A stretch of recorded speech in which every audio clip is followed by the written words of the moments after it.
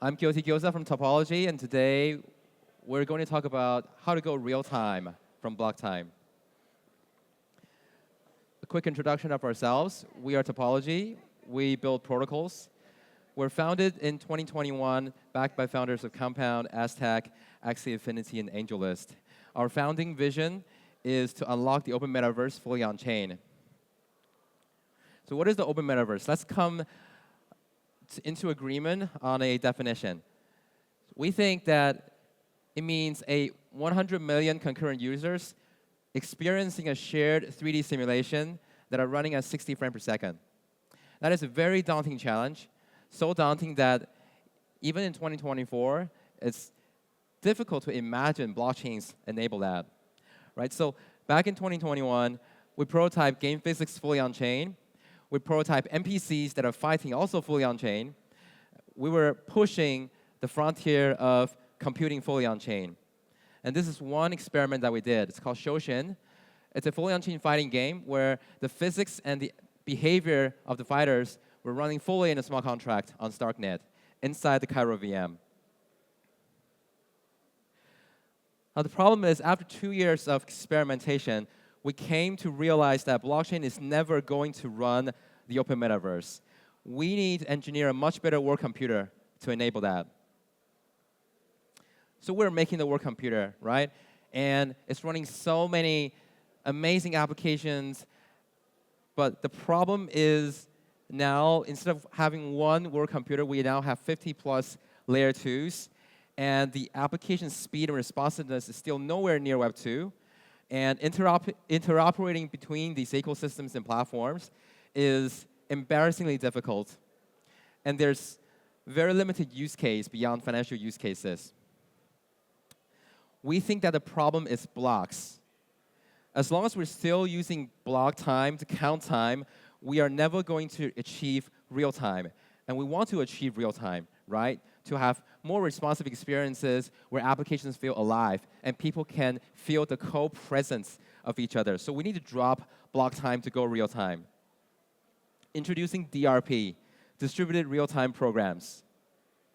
DRP is a new open internet protocol, not a blockchain protocol. It unlocks real-time decentralized applications.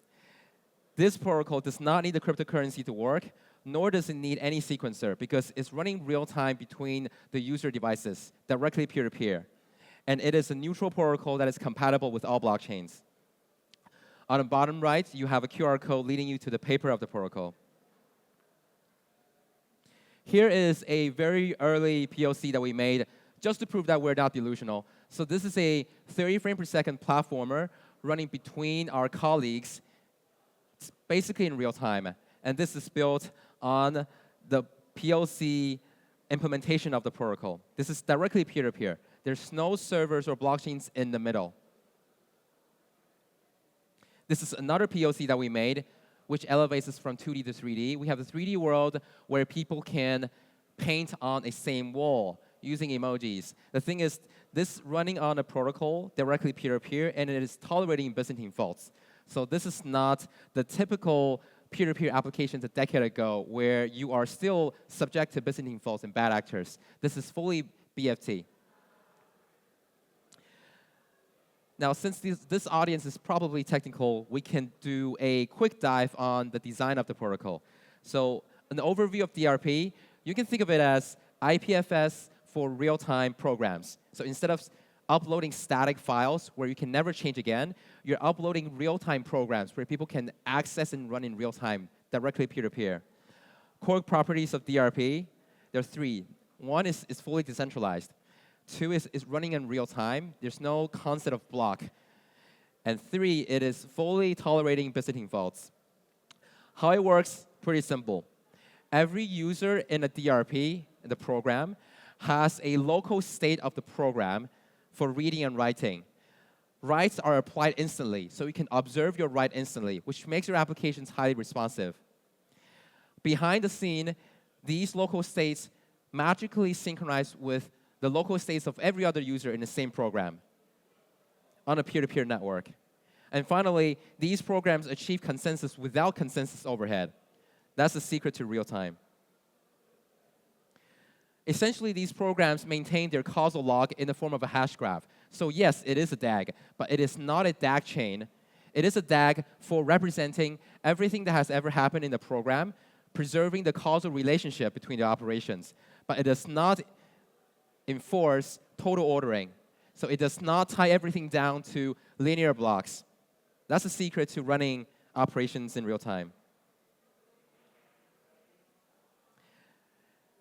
The property of this causal log is that it is immune to Sybil attacks. It is not just tolerating Sybil, it is immune to Sybil attacks.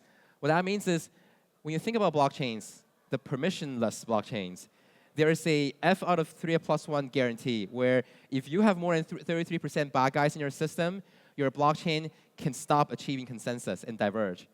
With Hashgraph and with the design of DRP, you can have 99% bad guys in the system, as long as the good guys can still talk to each other through each other, meaning that the good guys form a continuous graph on a network, the system functions as usual. For those interested, you can go to a paper called Byzantine Eventual Consistency, published in 2020. It goes into the theoretical foundation of this. Now, as we go real time and we embrace concurrency, which means we embrace the fact that things can happen at the same time, we don't total order them, we need to talk about conflicts. So what is a conflict? Imagine having a number 0 plus 1, and then you have two things happening at the same time, plus 7 and multiplied by 3. Depending on the order of execution, you will arrive at different answers, right? If you do plus 7, then multiply by 3, you get 24. If you go multiply by 3, then plus 7, you get 21. So order matters here, and that is a conflict. In DRP land, in your program, you specify the conflicts that can happen to your program, and you write down the recipes that you are resolving your conflicts. So all the good guys running the same DRP is going to follow the same conflict resolution rules without ever using consensus mechanism, and they can run the program in real time. So for example, a conflict resolution rule for this may be we're going to do the adds first before doing the multiplications. Consider a different example. Consider a very simple order break exchange where you can submit orders and you can take orders. Here you have Alice submitting the order, and then Bob, Charlie, and David all trying to take the order at the same time. So who ends up taking the order? Again, in your DRP, you write your conflict resolution rules. For example, you can say, I'm going to use a deterministic random algorithm to pick one guy out of Bob, Charlie, and David. Or a funny example is, we're just going to revert this order so that no one takes the order. But as long as your resolution rules is deterministic, your program will run correctly and everything will run in real time. A couple more things that traditionally make this kind of technology challenging. So this technology has existed for 20 years. But traditionally, there are a couple things. One is finality. We still are interested in finalizing the graph because for DRPs to go on-chain, we want to go in a finalized form. And not only that, if we can finalize DRP, we can take snapshots and put snapshots anywhere. We can also do compaction, which is another way to say pruning, right? So Mina blockchain self-prune itself every block by snarkifying the previous block. For DRP, if we can finalize, we can also compact, making the history small, and that is the key of running the DRP directly on end-user devices, not on some professional servers or node operators. So the key is, if we can make it final, we can make the history lean, and we can make DRPs go on-chain. Besides this protocol, we're also building a blockchain. It is an application chain built with Cosmos SDK, so it's not a smart contract platform. The reason that we're making a blockchain is because there is still use to involve financial incentives to maintain a healthy network topology. So this chain is a utility chain that offers a token-incentivized services to maintain the robustness and healthiness of the DRP network, and it also provides persistence to DRPs.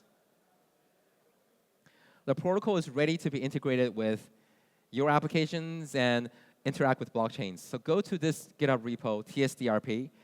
If you go to the examples folder and run the grid applications, you'll see this.